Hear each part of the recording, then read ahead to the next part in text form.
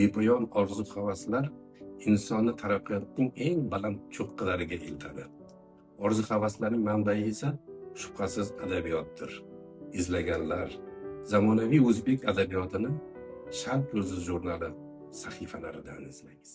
Milliy adabiyotimiz ko'zgusi sanalmish Sharq yulduzi jurnalining 2025-yil 11-soni nashrdan chiqdi. Mazkur son muqovasi rassom Dilshod Eshmatovning Qish manzarasi asari bilan ziynatlangan bo'lib, adib G'ulom Fathiddin hayotiga oid foto lavhalar e'lon qilingan. Quyida sizni jurnal mundarijasi bilan tanishtiramiz. Jurnalni Nazm rukni ochib beradi. Rukn sahifalarida Faxriyorning Bir tovush keladi allaqayoqdan, Dilorom Ismoilovaning Qo'llaring taftida quyosh bor edi, Lola Saodatovaning Ko'ngillarda gullayman tamom she'riy jamlanmalari, Muhtarama Ulug'ovaning Bir mo'tabar vujuddir vatan dostoni bilan tanishasiz. Nasr ruknida Norto'xta Qilichning Qismat jangi romani e'lon qilingan. Adabiyot va shaxs ruknida shoira va publisist Zamira Ro'ziyevaning ma'naviy portretiga chizgilardan iborat Kiroyi shoira maqolasini o'qiysiz. Muallif Qamchibek Kenja.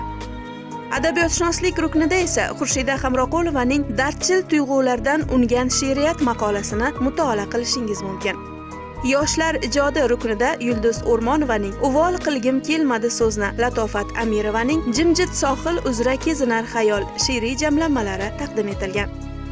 Mushoira ruknida Ro'ziqul Abduvali, Bekmurod Pirimov, Sodiqjon Inoyatov, Abduvali Ahmad, Hilola Ibrohimova, Havasxon Shokirova, Mo'tabar Raimova singari shoirlarning ijod namunalari bilan tanishasiz.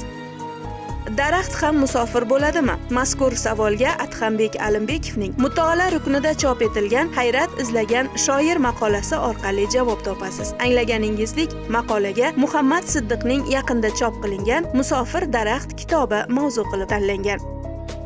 Talqin ruknida Robiya Xudoyberdiyevaning Janda kiydi ko'rgizib 100 ming niyoz maqolasi havola etilgan. Maqola ma'lum va mashhur Mahbubul Qulub asarining yangi qirralarini ochadi. Tadqiqot ruknida Sherzod Akromovning Obraz yaratishda badiiy tasvir maqolasi chop etilgan. Tahlil ruknida Salima Jumayevaning Tag'azzul jozibasi, Kamol Hakimovning Omonligin izlagan Yusuf maqolalari taqdim etilgan. Ushbu maqolalarning birinchisida ustoz shoir Ikrom Otamurodning Tag'azzul dostoni tahlil etilgan bo'lsa, ikkinchisida Abdulrazzoq Gurnaning Jannat romani tahlil qilingan. Ijodiy kengashlarda ruknida chop etilgan Dostonbek Ahmadovning badiiy tarjima kengliklarida maqolasi ham sizni befarq qoldirmaydi. Mulohaza ruknida shoir va tarjimon Tohir Qahhorning Nizomiy bolidan bol yaratish maqolasi taqdim etilgan. Xotira uyg'onsa go'zaldir ruknida Yahyo tog'aning salobatli shogird hayotiy hikoyasi sizni kutayotir. Unda Farg'ona vodiysining taniqli shoiri G'ulom Fathiddin haqida so'z ketadi. Bolalar dunyosi rukni ham bugun odatdagidan sermahsul. Nigmurod Guliyev, Ravshan Isoqov, Arslon Rasulov, Iroda Rahmonaliyeva kabi shoirlarning betakror she'riy jamlanmalari. Qolaversa, adabiy hayot ruknida milliy adabiyotimizga doir keyingi yangiliklar sizni kutib turibdi. Jurnal mundarijasini adabiyotga befarq bo'lmagan yaqinlaringiz bilan baham ko'ring. Insonlar lavozimiga qarab amaldor, adabiyotga e'tiboriga qarab shaxsdir. Jurnalimizga obuna bo'ling.